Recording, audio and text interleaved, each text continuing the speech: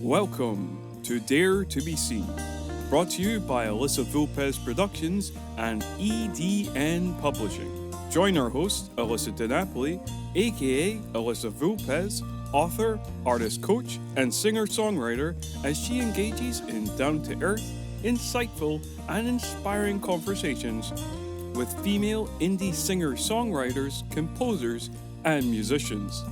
We shall discuss the lessons and personal stories of women who dare to be seen, scratching beneath the surface to explore challenging truths, forge deeper connections, and foster personal transformation. Get inspired, share your gifts, and if you enjoy the show, spread the word by subscribing and reviewing it. And now, let's get started. Before we meet our guest for today, I would like to invite you to go to tinyurl.com/poddiscount and you will be able to get 20% off my online course, Dare to be Seen, where you will discover how to magnify your presence and command the stage in 10 easy steps so you can perform at your best in front of a larger audience. And now, here's our guest for today.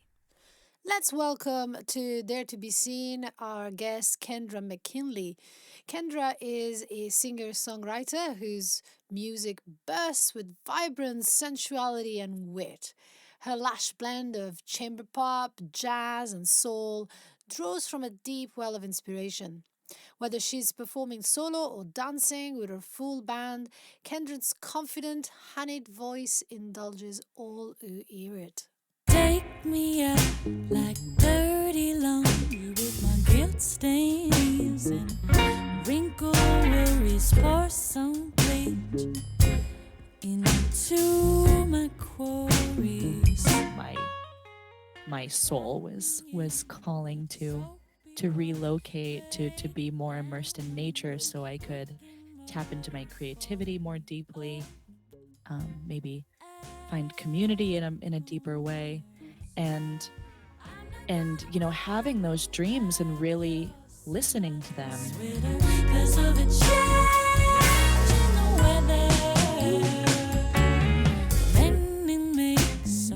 And I think reconsidering this event is like an invitation for being quiet and finding silence and starting to get more clear about, you know, what are any of us doing? Put some dry sheets into my gutter, lose the stain, but not the color. We are always with ourselves, but because of our well-constructed egos and the noisiness of our egos, we can have like such a clouded sense of our lived experience because we're experiencing it through the prism of all these judgments and attachments and pain and confusion and expectation.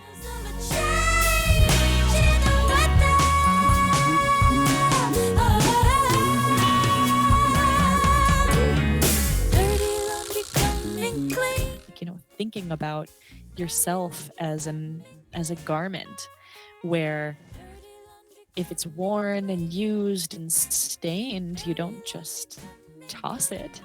You can tend to it. Dirty laundry coming clean. Dirty laundry coming clean. Dirty laundry coming clean. Dirty laundry coming clean.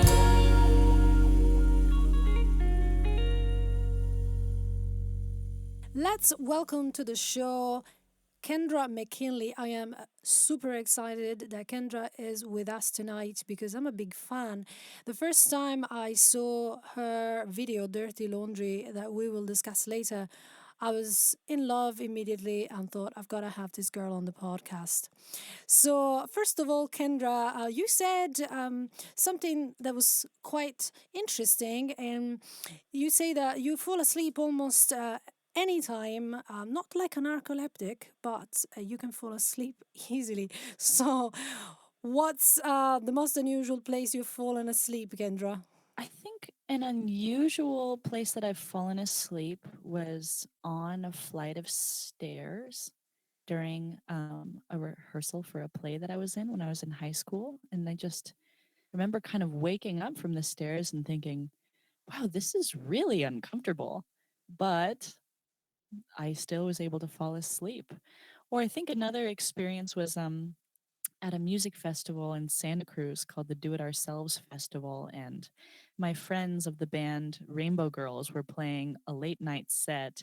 And so, maybe it's not so unusual to fall asleep late at night, but I remember that it was this packed room and I was kind of like had my head in my friend's lap and I fell asleep during their set and I didn't hear them give me this very kind shout out about me being a musician and band leader that they admired, and I just slept through this shout out, and then when I woke up I kind of belligerently like shouted a request for a song that they'd already played. So I just was, I guess, in my own dream world, quite literally. That is so funny. But would you say you're quite a relaxed person? Is that why it's so easy for you to fall asleep? I don't really know. I think that I'm learning to be more relaxed, but the amount that I sleep has been pretty consistent through my life. I think I have a very active mind, and so I can tire myself out. And then, once I'm horizontal, just like, the opportunity to kind of venture off into a dream realm and rest sound is like pretty enticing. So the transition is usually pretty easy. But I don't know if it necessarily reflects how relaxed I am as a person. I'm probably more relaxed than a lot of people, but I'm probably not as relaxed as some people. So somewhere on the spectrum. Right. And so you're talking about dreams, and do you remember your dreams? Do you? I know some people use their dreams as inspirations, and suddenly I just had this question in my head of, um, are you one of those people that uses dreams as inspiration? Hmm. Well, I definitely do dream pretty vividly, especially as of late. And I've had times in my life where I've kept a dream journal. I haven't necessarily written songs based off of dreams. I've made drawings based off of dreams. I've received some pretty good advice through dreams, through a number of different characters and mutations of characters. And I did have one experience of having a dream about a song and then in this sort of like barely awake headspace reached for my phone to make a voice memo of this melody that seemed very important and very profound, and in my sleepy state made a recording of it. And when I listened back to the recording, it kind of just sounded like a person that was like buried underground. It was very like it was hardly a melody and hardly a voice because I think I was still asleep. So I just, titled that recording needed to save this because it just seemed so funny to me. Wow, for me, dreams are fascinating. Have always been a big part of my life, and I think that when you are dreaming, you said that you've had messages from dreams, and I think they're messages from our subconscious parts of ourselves that maybe you were not so aware of during the day, and we're not paying attention to, but. I believe that if we ask questions before going to sleep, we actually sometimes can get the answers while we sleep. Is that ever happened to you? I can totally agree with that. I mean, I really believe in dreams as messages, and I think it's pretty profound and fascinating the way that your mind can conjure up imagery and make connections that can tell stories that allow you to discover a truth that maybe is not so easy to see or accept in your waking life. And yeah, I mean, I think it's interesting too, just being able to dissect, like, who are the people that show up, and like if everyone in your dream is actually some iteration of you, then what is your relationship to that person? How have you related to them in the past? What have they taught you? And how is their arrival in this dream moment serving, like, a larger message?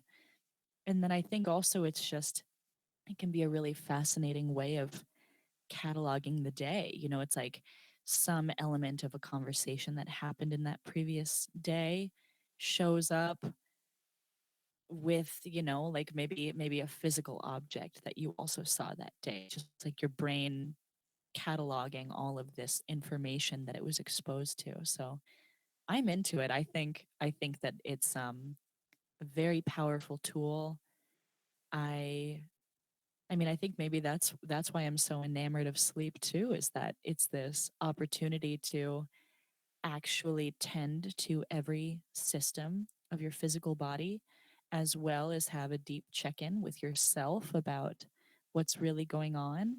And I mean, have a dream, like you get to watch this sometimes very vivid, exciting, revelatory film that exists very intimately inside of your own being.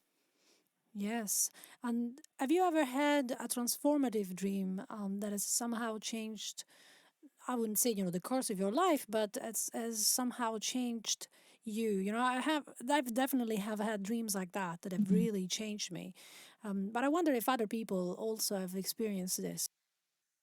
Sure. I can't think of like a single dream that was maybe life changing, but I can think of how many dreams or like recurring dreams just kind of encouraged me to align more deeply with myself.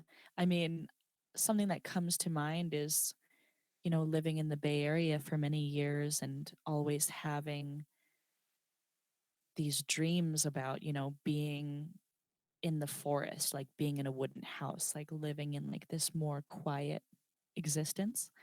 And, when I would wake up from those dreams, it was like this reminder of the fact that I didn't really feel like I was in the right geographic location, that, my soul was calling to relocate, to be more immersed in nature so I could tap into my creativity more deeply, maybe find community in a deeper way.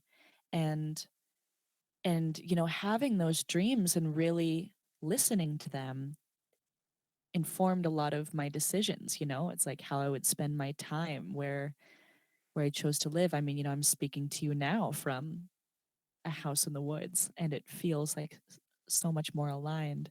So I don't know, maybe dreams are like, minuscule revelations, and I've still yet to have that big bang, but I'm ready. You also said you want to talk about silence, and I think in a way that this is related because when we're in a dream, we are away from the distractions of the day. But another way to get in touch with our deeper self can also be through silence, through reflection, through meditation. So, what's your relationship with silence? In March, when COVID really seemed to burst, and the shelter in place order happened, I was actually in Nashville recording new music. So at the culmination of this session, I was, left to make the choice of where to go to wait this COVID thing out. And I moved to Grass Valley with my boyfriend in this house in the woods, and was suddenly I kind of think of like it as being planted in like a meditation retreat, because it was in a rural area. There weren't other people. It was kind of like this very sudden shift of life focus, where I was really immersed in this creative output, had this sense of momentum about collaborating with this producer, Gina Johnson. And then suddenly, I was in the woods, and I was far from friends and family. I was literally, sleeping outside most nights just because of limited space, and had just these very long reflective days where I spent most of my time alone because there wasn't really the option of pursuing the distractions that I had in the past, living in a city, going out, seeing people, buying things, observing things, just kind of being magnetically pulled towards activity. It's like suddenly there was this challenge to be with myself in a different way. And I think that that's really a valuable challenge for anyone. And I think that I'm starting to understand now how much I needed that sort of shock into a quieter quality of self reflection. I mean, I started meditating. I was able to, I think, really recalibrate after what had been, I guess, 6 years of hustling as a musician, just trying to figure out what I was doing. I kind of had this like nebulous idea of making it as a musician, but I couldn't really define that. It was kind of like a hollow yet grandiose vision. And I was playing constantly and teaching constantly just to make ends meet. But there was this kind of busyness to my life and to my mental state and even my creative state that I think rendered me just totally exhausted and disconnected in a lot of ways. So suddenly, being in this place where, the place where I am right now, where there's this call to simplify and reflect and accept that because this pandemic is happening and because, the busy world I had been operating in and that my peers had been operating in has been disrupted. You have to kind of accept that it is just happening. And I think reconsidering this event as like an invitation for being quiet and finding silence and starting to get more clear about, what are any of us doing? What are any of us working towards? I mean, I feel very fortunate to have been forced into that headspace, forced, quote unquote, but to have found myself in a situation where going inward is kind of the only option. And and it's certainly been challenging because going inward can be really uncomfortable, but I also feel like it's work that I wouldn't have met with as much intention if I was to proceed with the kind of busy hustle that had become the predominant flavor of everyday life. I mean, it's made a huge difference in how I create. I'm actually practicing my instruments and doing it slowly and listening to new music. And one of the reasons why I mentioned improvisation was because like that has also been a big theme of this chapter. I was always really afraid of improvisation, and my musical identity as a songwriter was pretty informed by being in a room alone with the door closed and then polishing an idea of some narrative song until I believed it was ready to be presented. And then the whole like vulnerability of the process was never revealed. And thus my instrument abilities were kind of limited to how I sculpted a song. So I never had that experience of maybe being in a like a noisy junior high garage band, which I think is like such fertile um it's a really fertile way to get your ideas out and react to other players. And I feel very fortunate that, my boyfriend that I'm living with is very much immersed in improvisation and has been, a listener of free jazz for a long time. And he's definitely been a conduit of helping me kind of like access the more open communicator within my musical output. And suddenly, like improvised music, live music, and actually treating it as this living thing and this opportunity for exchange and something to be shared seems like maybe like what was missing from my musical experiences, but also just seemed to have a lot of overlap with other things that have been revealed as very important to me, is just, the shared experience and community. And with improvising in music or like in any medium, it really is about that give and take. It's like you have to show up with conviction but also be receptive to what's happening. And I really like that dynamic. I like that intersecting point of really being present with something that is being created to be shared. Yes, when you are talking about silence, you really are talking about facing ourselves and our demons, and in a way, it is covered as being a forced retreat into our inner selves. And with that comes a bit of fear sometimes. If we haven't spent a lot of time with ourselves, I think a lot of people may be scared that, oh, what if there's nothing there? But there's usually a lot there. Or other people may be scared that, oh, I might find something I don't like. But when we are forced and we don't have a choice, then we do need to slow down. And it sounds like that's exactly what you have done. And you have discovered new things, such as, yes, improvisation, which I agree is a lot of very different from just writing a song on your own. It's more fresh. It's like rediscovering, like you said, the vulnerability of something that is constantly changing. And you can't be perfect when you are improvising. You might make a mistake, but that doesn't matter. And it is a living thing, like you said.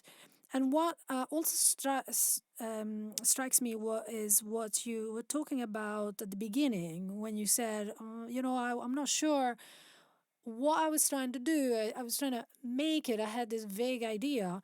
And I wonder, has that become more clear to you in terms of, what is making it? What is success to you now? Has that changed? I think I think it's still an answer that's revealing itself. I know that I feel the most fulfilled when there's a confluence of collaboration and movement and color and an immersion in nature. Like I think that that's been another thing that's become very clear, is that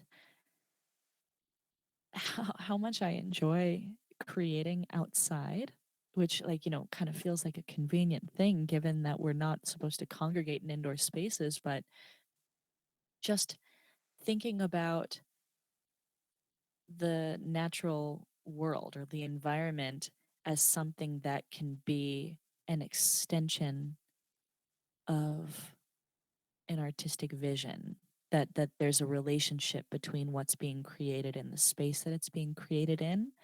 And I think also just with grappling with the state of the natural world and with climate change, I feel more of a sense of responsibility to create in a way that's respectful and cognizant of the earth. And I don't necessarily have an answer for what that is per se, nor a map of how I want to do that. But in this quiet or reflective space, I do feel like there's like a constellation of ideas that are revealing themselves, and I'm exploring how they're intersecting. But I think also just so much about the way that music is experienced and perceived in American culture has kind of what's the word? I don't know. I'm kind of not as convinced. I think that it's fascinating how you're either deified as a musician or you live in the gutter. There's no sort of middle ground where making musical contributions to society are recognized as contributions to like the health of our people. And I think that that in combination with the fact that we we really glorify a sense of individuality in in music, you know, with the archetype of the front person who is good looking and charismatic and deified, demanding all this attention. And I mean, I'm making a generalization. It depends on who that person is. Sometimes that person can be very generous and conscientious of making a connection with the audience. But I am starting to notice that with that archetype, there's this sort of implied separation between the audience and the people that are creating. And then the more that I'm listening to music from other cultures, the more that I'm noticing that, you know, the band functions by all of these contributions from many people involved. The quality of the singing is call and response or in chorus. Like, you know, it's there's this palpable sense that music is supposed to be shared. It's for people and not just a commodity to consume and reinforce a sense that individual success is what we're striving for.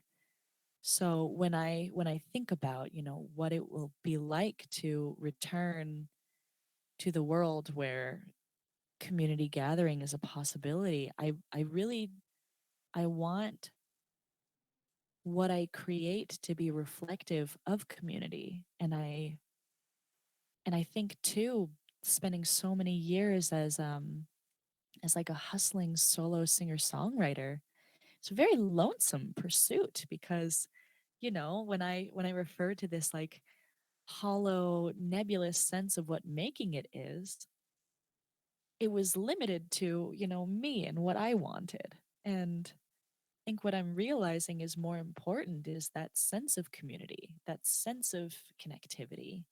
And I think that that's what makes music and art powerful is how it's shared. And Yeah, I couldn't agree more. I was just going to say exactly the same thing in terms of how music is commodified, and when it's commodified, it's a product. It's then there's a lot of pressure to sell it, and in order to sell it, you have to have a persona, you have to have some kind of clear brand, and it all becomes a bit yuck, at least from my point of view. And what you're talking about is more as a community activity, that the entire community is actually sharing rather than one person is more important than everyone else. That person is special, they can do it, no one else can do it. And it's quite alienating for the audience as well, I think. It's like living through the performer what you're too afraid to express yourself. But actually, what came to mind was choirs and dances, where we are all participating together, and that can lift us up. yeah, I think too I had an interesting experience where I mean 2020 is a funny year to be anything or in any profession. But, you know, in my experience of being an independent musician this year, it felt really gratifying to still be able to record music and to still be able to make a music video. And so, with all this time, I put a lot of energy and effort into a release campaign for this music video for Dirty Laundry. And a few days before I was set to launch the video, after, a number of posts about it coming and polished videos, etc., and so forth, my Instagram account was hacked, and I actually still don't have access to it more than 2 months later. But it was just kind of like this interesting moment of like having that sense of importance about promotion be totally punctured. It's just, it's like, and I was really upset. I was like, oh, I was working so hard. I scheduled these posts. I wanted people to see it.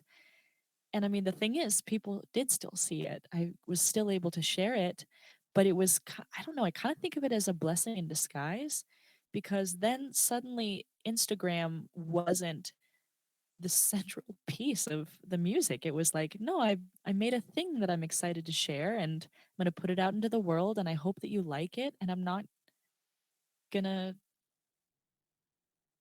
hang out on Instagram waiting for it to be congratulated. It's like, and I mean, it's interesting too. It's like, now that I'm not on Instagram right now, because I still can't log in, I'm actually playing way more music. I'm actually reading a lot more. I meditate more. It's like it was kind of like this really pleasant reminder that Instagram isn't music. Social media is not the art that we're making, but it's a tool for selling it and, therefore ourselves. And yes, there are people that use it in very effective, skillful ways. But on a personal level, I think that it was one of the best things that could happen to me is to have it like taken away, especially in this moment that I believed was so important, you know? Wow, that's quite something. I myself have got a very conflictual relationship with social media. I hate it, and yet I feel like I have to make an effort and post. And I wish that it didn't exist and I didn't have to do it because I don't enjoy doing that. And at the same time, I feel compelled to do it, and it's like at this I'm beginning to really see what a negative influence it can have. So I've actually have a policy that I do not scroll. I do not use Facebook for my social life. I just use it to connect, to people in my group, and that's it. And to post my episodes of the podcast. But I'm not going to spend my free time looking at how many likes and how many views there are, because it's very, that's basically the ego, and you get hooked on that. And then, if you've got loads of likes, you may feel wonderful, but if you don't get what you think you are worth, well, you can get depressed. So it's a double-edged sword. Totally. Yeah.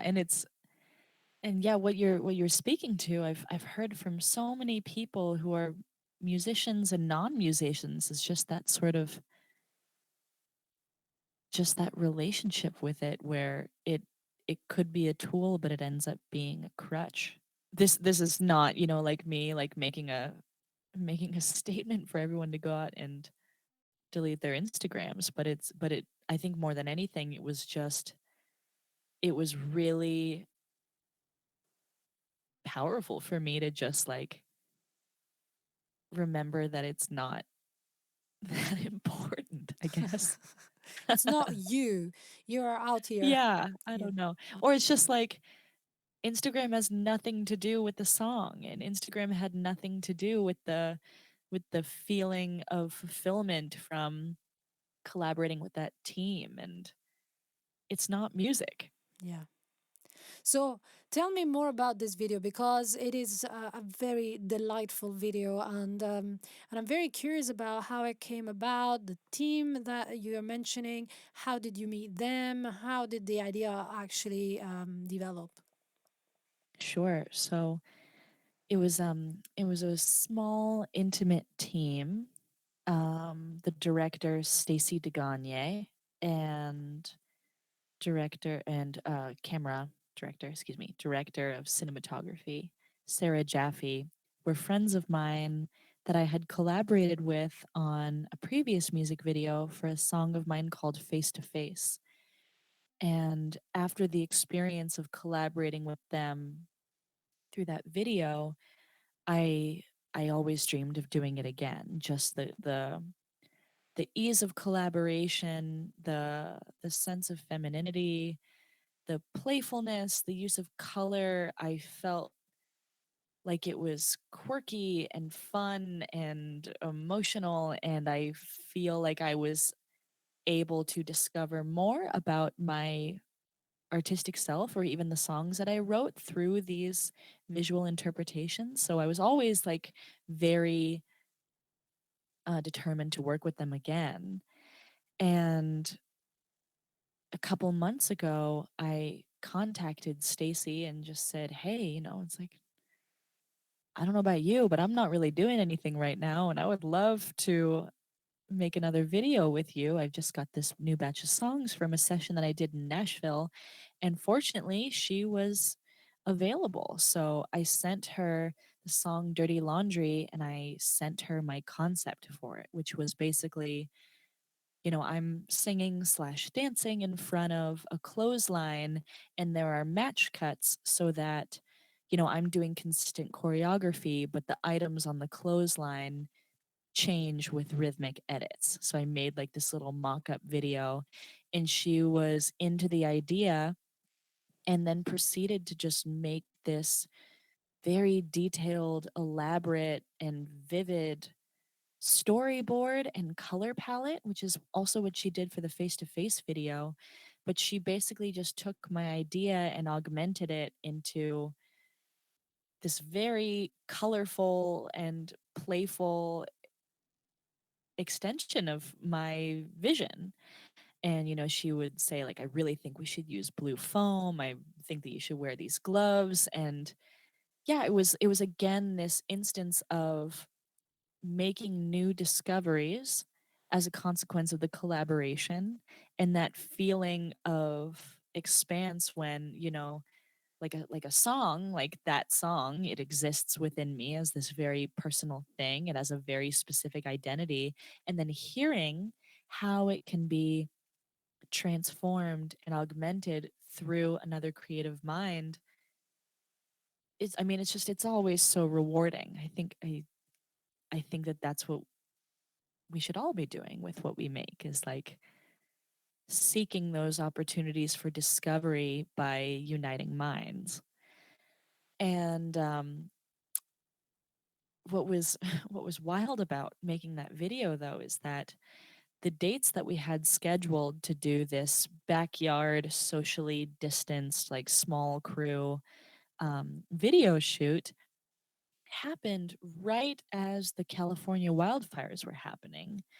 So I was driving from Grass Valley to San Francisco, through just like an apocalyptic atmosphere. I couldn't drive all the way on the 80 because of the fires in Vacaville. And um, yeah, I just remember that sense of kind of existential dread. Like, why am I making a music video when California's burning? It's like there's something that just felt so frivolous about wearing like playing basically playing dress up and while the state was burning. It's just like something felt really dissonant about that. And it's also just, the stress of driving into it, and it goes from being a harrowing headline that you read on the internet to being like a very real and grim natural disaster. And miraculously, Stacy's house was in a part of San Francisco that had yet to be affected by the smoke. So we were all able to safely be outside and have clear blue skies. So it was like, I mean, it's kind of a miracle that it happened, especially when a week later the San Francisco sky turned orange and like the whole scene was rendered biblical. It's like the timing worked in our favor. And it was also for me this this reminder of just how, I guess, healing collaboration is and how healing being creative was. Like, getting to focus on color and movement and collaborating with this women, both with these women, both of whom were new mothers. Um, there was just like this energy of, again, femininity, and I think also just like that the video is just kind of unapologetically joyful. It's like the outfits are very playful, like the song is playful, like the movement is playful. I think it was um it was like a necessary complement to just like the feeling of dread of, you know, the fact that the world was burning. It had already been a very stressful year, and the two don't necessarily cancel each other out, but it was kind of this moment of reckoning of like, okay, climate change is real and people are suffering tremendously through this, but I don't think that not creating is necessarily the antidote. I don't, and nor do I think that ignoring the reality of, California being on fire for the sake of finishing a creative project is the answer either. I think it was more just like seeing that they could exist simultaneously, that multiple things could be true, and just like, I don't know, maybe even just as, I'm not quite sure how to put it. It's like, I think that being creative and working with other people is like necessary to my own survival. And I believe that that's true of other people as well. Yes. And also, I think sometimes when we're faced with death, when we're faced with the darkness, we have this urge to create something light, to rebalance things. It's like life and death go together hand in hand. And it's not about not having respect for what's happening. It's actually almost like an antidote, if that makes any sense. I think that being confronted with mortality, in the context of the pandemic, in the context of these fires and all natural disasters, or also just, like the fundamental fact that we all will die. And I mean, I have been thinking a lot more about death, reading more about it, especially like as I've been exploring meditation a little bit more. And yeah, I don't know. It's like there is something that feels freeing about embracing the inevitability and choosing to be joyful. And I'm saying that as like a person that is like really only just starting to think about this subject. And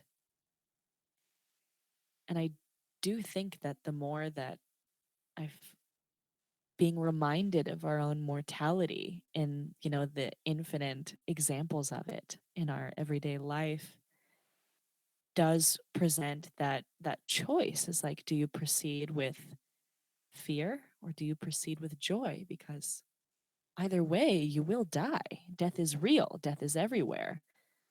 And it is an essential, ubiquitous ingredient in life. Well, in our society, death is always uh, tends to be a taboo subject. We don't want to talk about it. We don't want to see it. We put old people in homes or places where they can die on their own over there, and actually, I think you're really onto something there. The philosopher Schopenhauer used to say that we need to be aware of death every day, because when we are more able to live life more fully. So it's not to get depressed and think, oh no, I'm going to die, but rather to think, yes, I'm going to die, so I better live this life fully. I better not be asleep, and I better not be a robot, doing everything in automatic mode.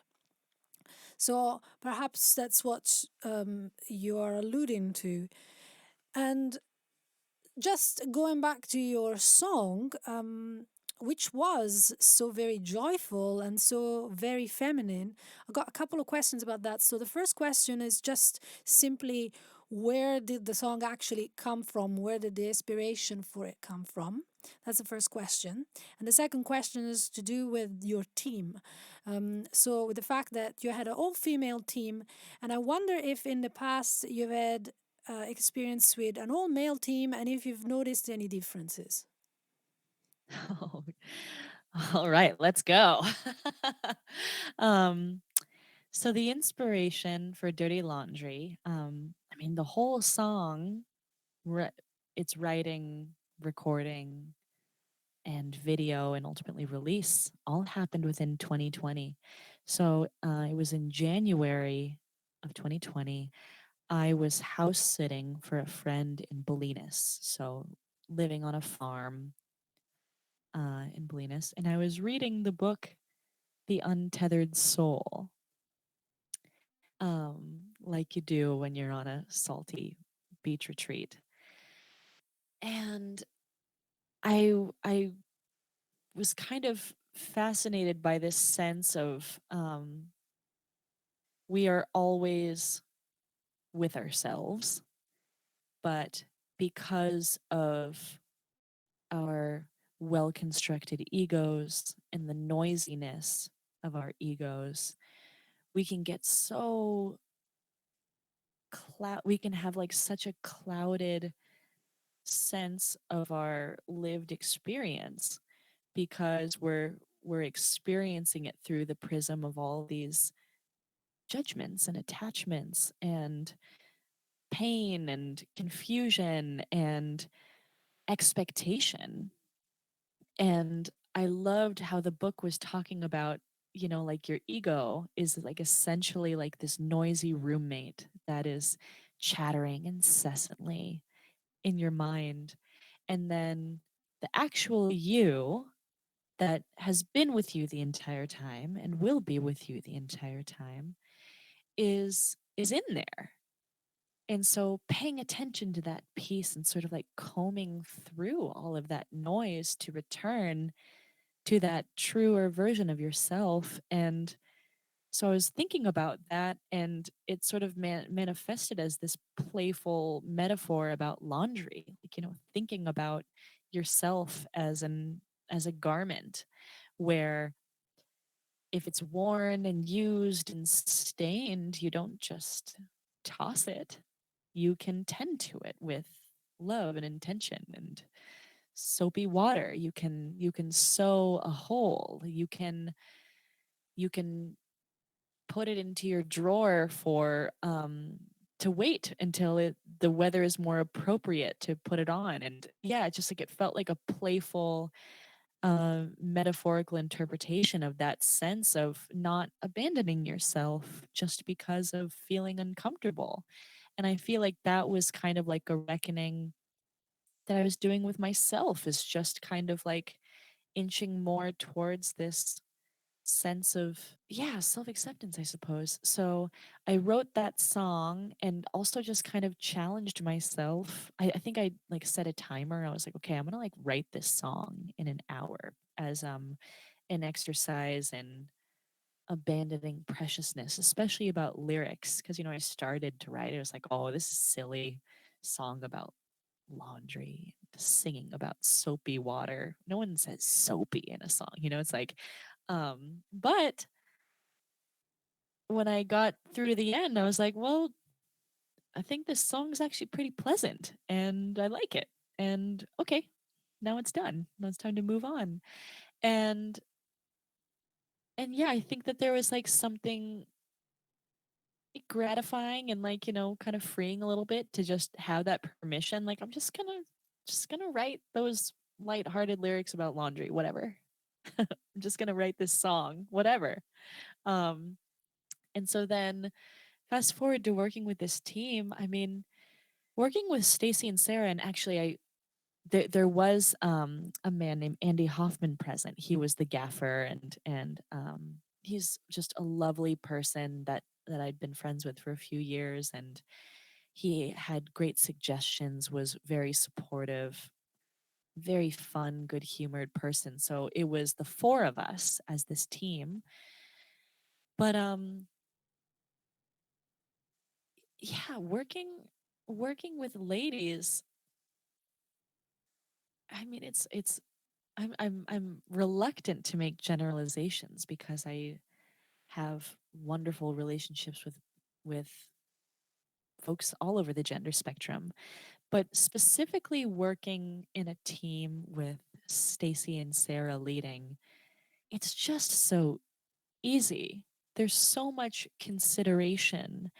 There's not this sense of needing to prove anything. It's like there's a very obvious sense that everyone wants to be there.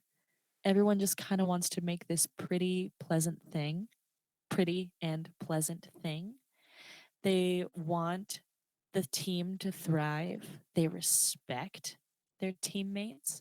They're curious about their input. So there's this sense of ease where if someone has an idea, they present it graciously, it's received, it's either accepted or questioned. And yeah, just this very considerate and gracious sense of collaborating, like a reverence for the team. And it's also just fun to work with ladies because, like when we're doing playful stuff like wardrobe, there's like a lighthearted femininity that just it like kind of makes me feel like I'm at a slumber party. It's like the feeling of just being with friends. It's like we're not like working, we're not like making important things. It's like everyone wants to be there. It's fun. It's fun to make a music video with your friends. you know? Yeah.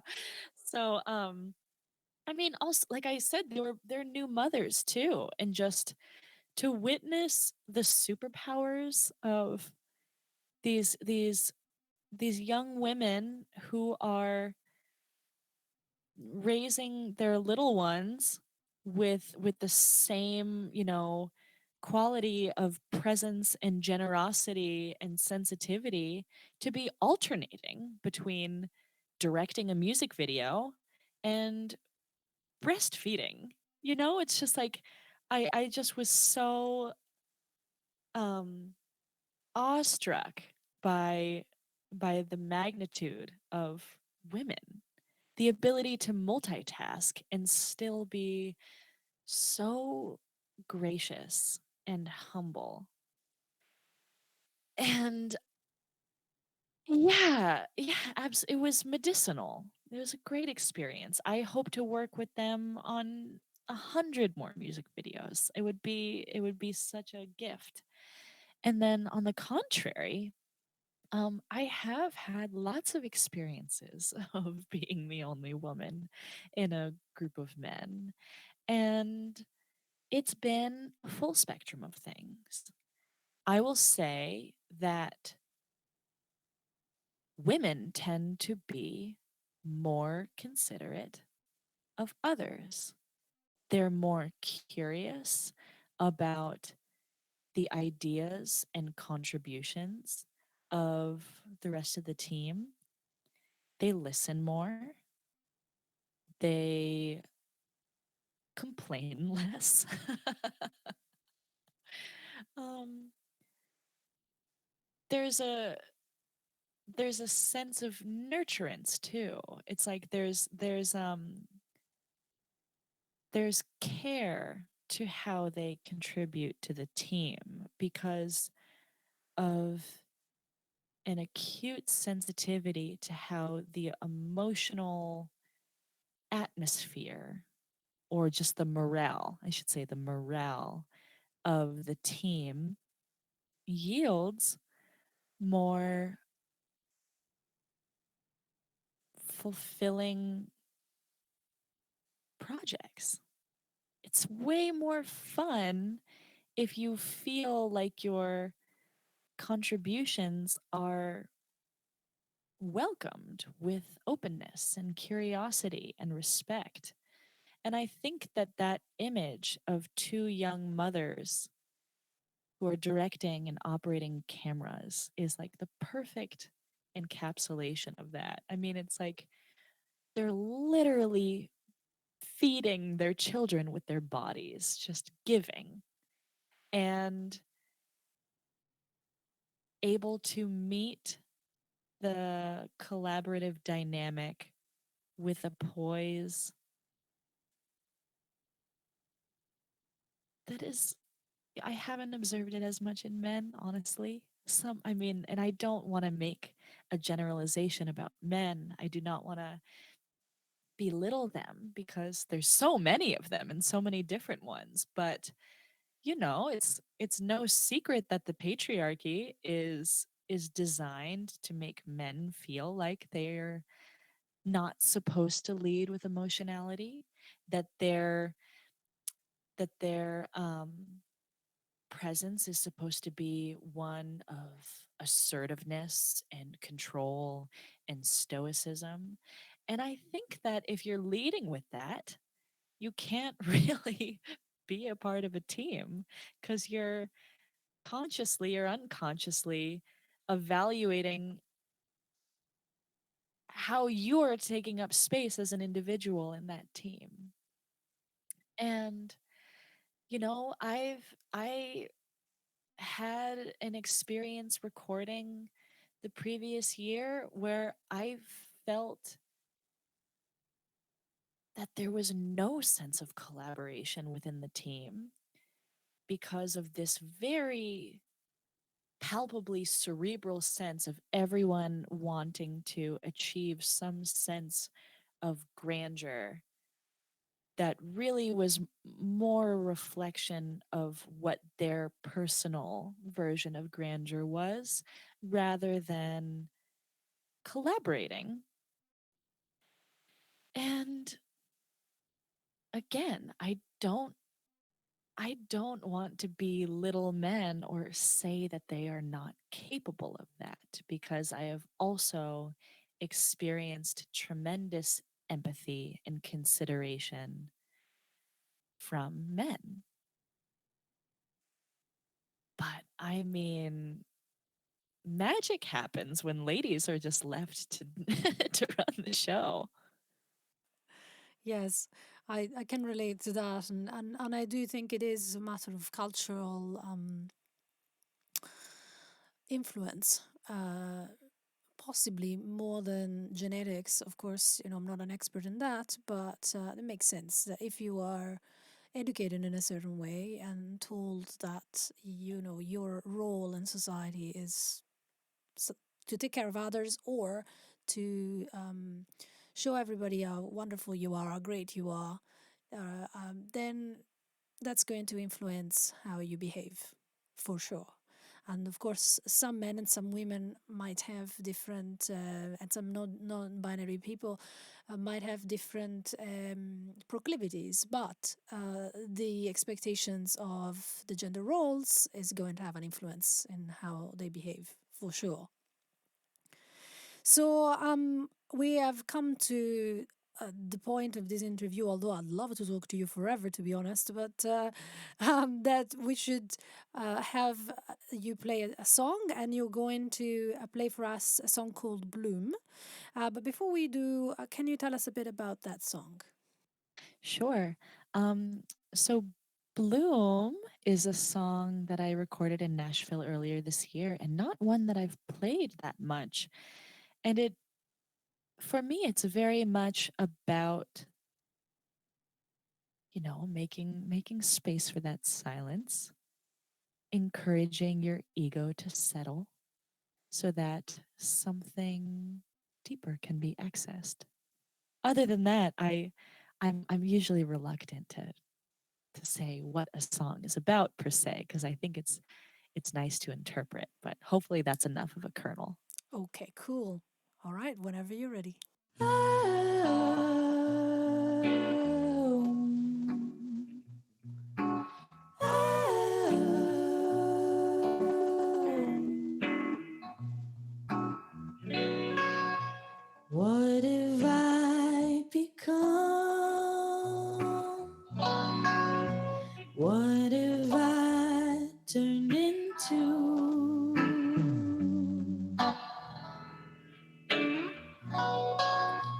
Petals in my throat, venom in my affectation.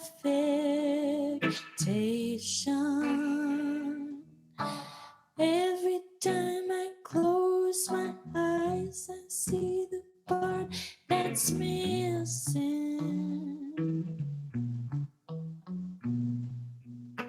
What if I allow the flower to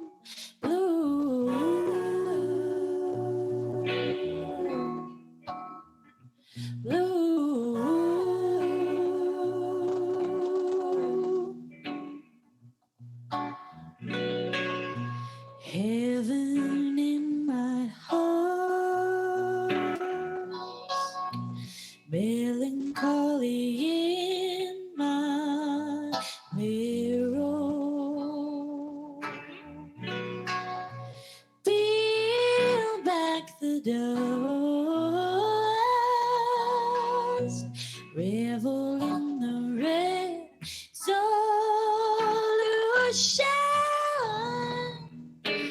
What if I become the person that I want to be with? What if I allow the flower to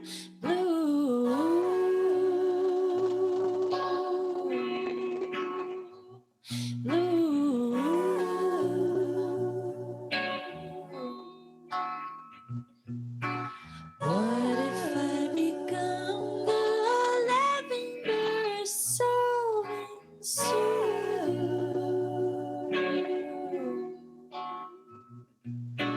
What if I become the lavender soap and soothe you?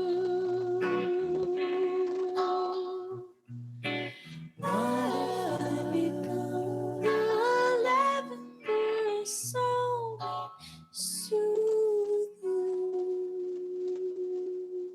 So it's been really, really lovely to talk to you today, Kendra. And if listeners want to hear more from you, the website and information about Kendra is going to be on the show notes. So just head on over to daretobeseenpodcast.com and you'll find everything you need there. So, once again, thank you so much for being with us and sharing so much of your soul, your inspiration. I really could feel connected to you while you were speaking and in this deeper way. It doesn't happen every day. So, thank you for doing that Thank for us. you. Thank you so much. This was lovely. That's all for this episode of Dare to Be Seen.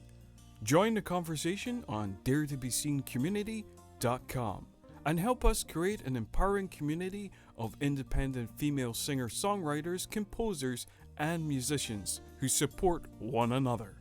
For show notes, resources, and information on today's episode, visit daretobeseenpodcast.com.